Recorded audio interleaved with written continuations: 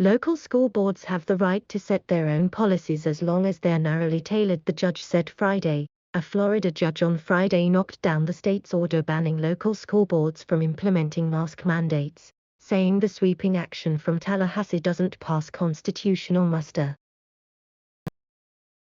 Leon County Circuit Judge John C. Cooper's decision followed a 4-day trial, which was held online as the state struggles to contain the spread of COVID-19.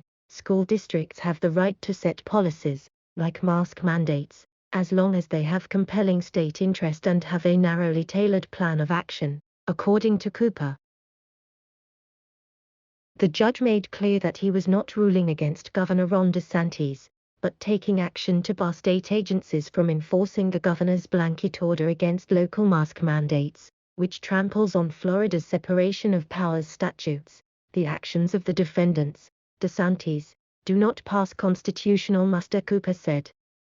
They seek to deprive the school boards in advance.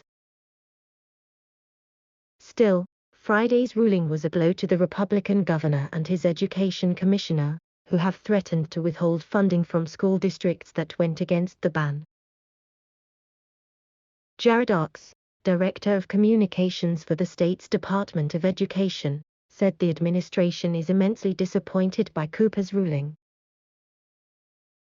This decision conflicts with basic and established rights of parents to make private health care and education decisions for children, Ox said in a statement.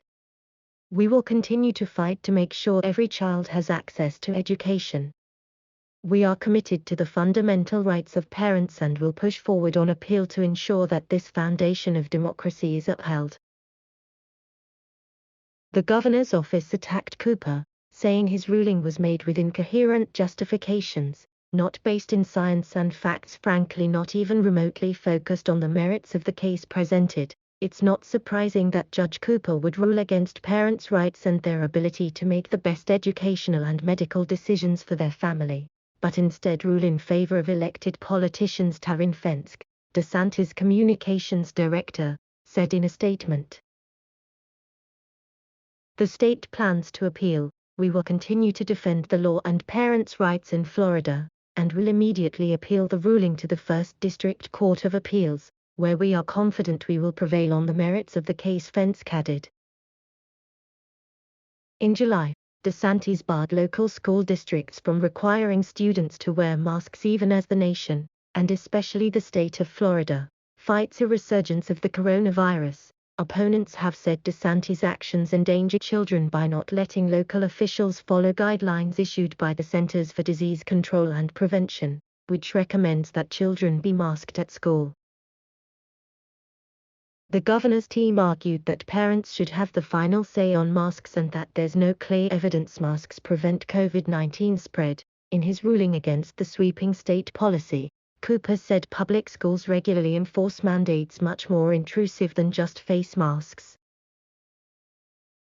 The judge recalled how he couldn't immediately enter Florida State University in 1968 because he hadn't yet been vaccinated against smallpox. He even remembered the name of the doctor who administered the shot and where the inoculation happened, which allowed him to attend college. Schools can adopt policy dealing with health and education, Cooper said. And to the extent they may affect a parent's right to control their children's education or health, then it's incumbent on the school board, if challenged in that policy, to demonstrate its reasonableness. The judge asked both sides to craft a proposed order by Monday, based on his findings, that he'd use to issue a final ruling.